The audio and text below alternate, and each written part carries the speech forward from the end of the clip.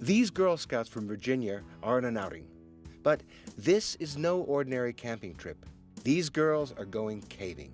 Jessica Fagan is 17 and has been caving since she was a little girl. Her father, Joey, is an experienced caver and the leader of this trip.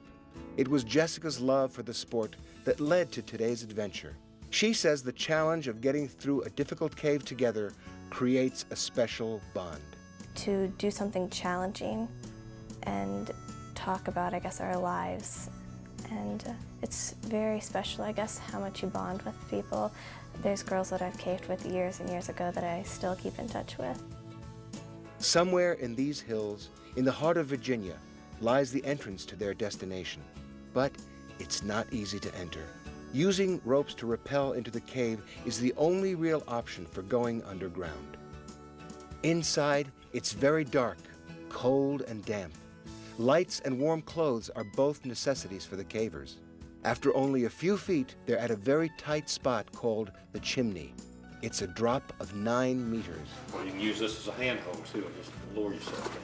Sometimes the only technique you can use in narrow sections of the cave is to carefully slide and squeeze and slowly ease your way through. It's a lesson in confidence, a lesson that Jessica learned early on when she had to go on her hands and knees over a ledge. Although the potential fall was only just over a meter, it was still a frightening experience. But, she says, in the cave, everyone encourages each other and no one gets too scared. Jessica explains that the main requirement is confidence, not strength. A lot of the caving challenges are not about, how tall or how strong or how big you are, but about how confident you are. You need to be optimistic and be like, I can do this.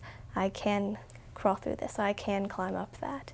And even though you had this thing in the back of your mind saying that you couldn't and you did, then you learn something about yourself and you grow as a person.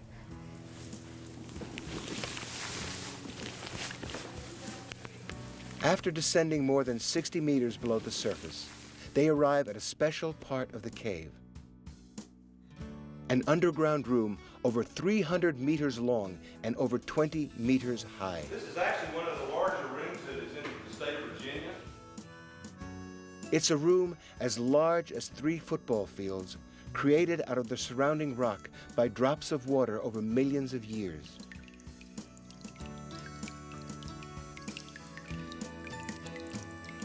It's taken millions and millions of years to form the caves. And sometimes when people go caving, I don't think they realize how special that is and how important it is to conserve them, and how important it is not to take the things out or to write their names. Just by listening, the group can tell they're getting closer to something else very special. A huge 18-meter waterfall, a thrilling and exhilarating sight at the end of their long journey. There's so much more to us and to this world than humans. That nature is, I guess, bigger than we are, and we'll be here. Caves will be here, even if we aren't.